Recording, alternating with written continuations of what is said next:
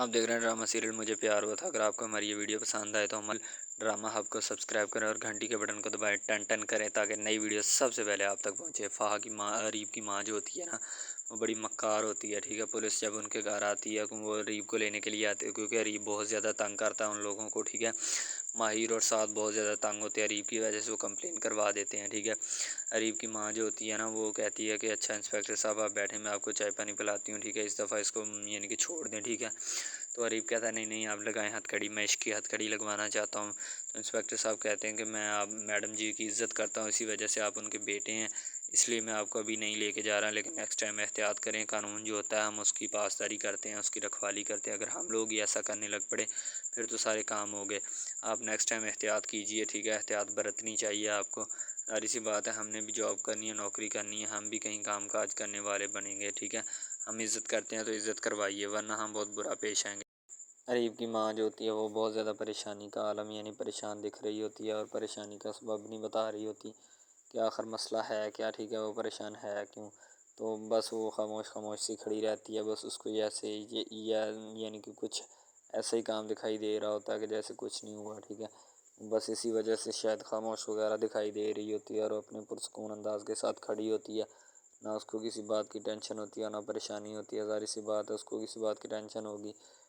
रीब की माँ जो होती है वो रीब के ऊपर खूब चीखती चलाती है, कहती है रीब मैं तुम्हें कितनी दफ़ा कह चुकी हूँ कि खाना पीना तो सही कर लो अपना। ठीक है, अपनी खुराक अपनी डाइट की तरफ तवज्जो दो तुम, लेकिन मेरी बात कहाँ सुनते हो। ठीक है, तुम किसी के ख्यालों से निकलो तो मेरी बात सुनो, मैंने तुम्हें 20 मरतबा ये बात कह चुकी हूँ। ठीक है, यानी गरीब को ऐसे ट्रीट करती है जैसे किसी बच्चे को ट्रीट किया जाता है।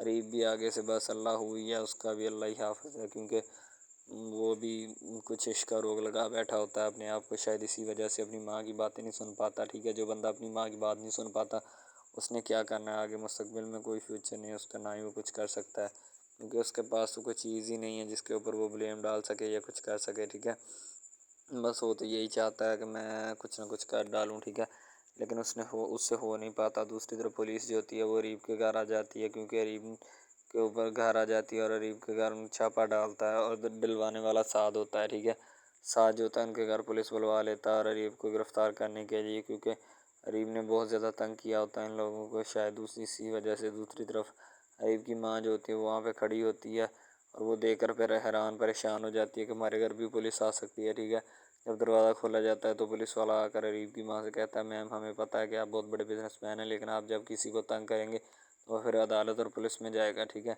इसीलिए हम आपसे कहते हैं कि इज़्ज़त और शराफत के साथ रहें, वरना आपके साथ बहुत बुरा होगा। ठीक है, रीब की माँ जो होती है बड़ा गुस्सा करती है इस बात का कि इन लोगों की ये मजाल कि हमें बुरा भला कहें। ठीक है, रीब कहता अम्मा जान मैं घर छोड़ के चला जाऊँगा फिर अच्छी रहोगी। ठीक है, मैंने तुम्हें कितनी दफ़ा कहा है कि मैं नहीं करना चाहता, नहीं करना चाहता, नहीं करना चाहता, फाहा के साथ शादी क्यों करवा। अरीब कहता अम्मी ये क्या चल रहा है, मैं तो ऐसा नहीं हूँ, ना ही हरगिज़ मैं ऐसा करना चाहता हूँ, ये क्या मामला चल रहे हैं, मैंने कितनी दफ़ा आपको बोला है कि इन सब मामलात को से मुझे दूर रखें।